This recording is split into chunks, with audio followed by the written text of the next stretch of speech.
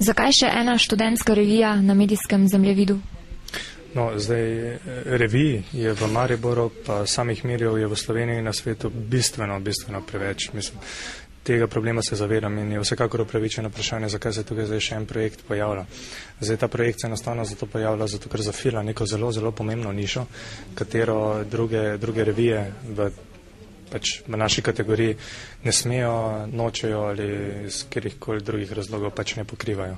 Teme, katere se mi lotevamo, so problemi izobrazbe, potem zaposljivost študentov, bolonjski sistem, kvaliteta akademskih kadrov, kvaliteta študentov študija. V uvodniku revije ste omenili, da so vas pri prejšnjem medijskem projektu želeli podkupiti. Sami pravite, da je dvojka nadaljevanje preteklega projekta, torej Abakusa. Ali gre mogoče pri vsem tem za neporavnane osebne račune, se v velike meri za tem projektom stojite sami? Zdaj neporavnani računi, nam je rekel, bom pa tisto rekel na začetku, kar se podkupnini tiče. To je bilo takrat, ko sem jaz z Abakusom začenal.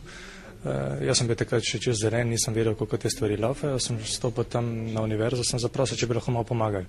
Tukaj finančno sem rekel, tukaj smo aktivni študenti, nekaj skušamo delati, tudi je dobro za samo univerzo, njen ogled.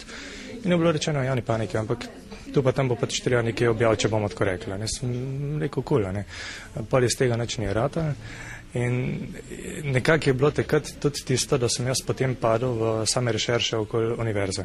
Tako da, če govorimo o osebnih računih, so se takrat nastali in takrat sem potem tudi šel rešerširati, kaj dela študentski svet, kaj dela univerza.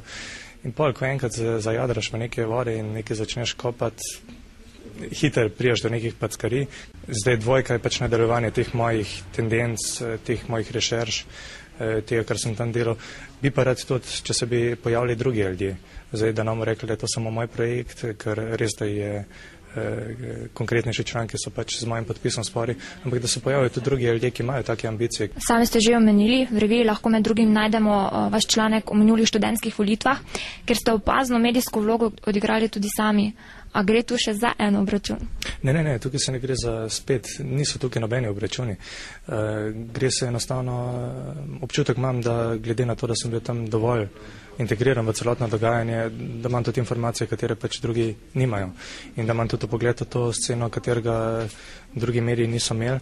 Jaz sem tam zapisal svoje razmišljanja, svoj pogled na te stvari.